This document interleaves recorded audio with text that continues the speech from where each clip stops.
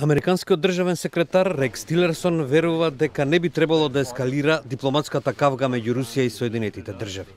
Портпаролката на Стейт Департментот Хедер Науерт на редовната пресконференција во Вашингтон, запрашана за можноста од натамошни дипломатски кратења меѓу двете страни, изјави дека тоа не е на дневен ред. The Secretary believes that no further escalatory action is necessary at this point, and we look forward to trying to forge ahead.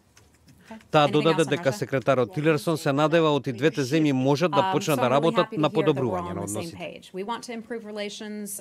Two world nuclear powers need to be able to work together on areas of mutual cooperation.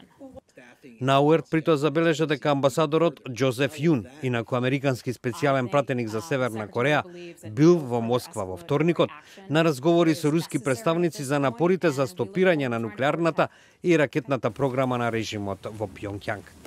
Во меѓувреме, американскиот председател Доналд Трамп рече дека новите санкции за Северна Кореја, одобрени од Советот за безбедност на Обединетите нации и за кои гласа и Русија и Кина, се само мал чекор и ништо во споредба со она што на крајот ќе мора да се случи. I don't know if it has any impact, but certainly it was nice to get a 15-0 vote, but those sanctions are nothing compared to what ultimately will have to happen.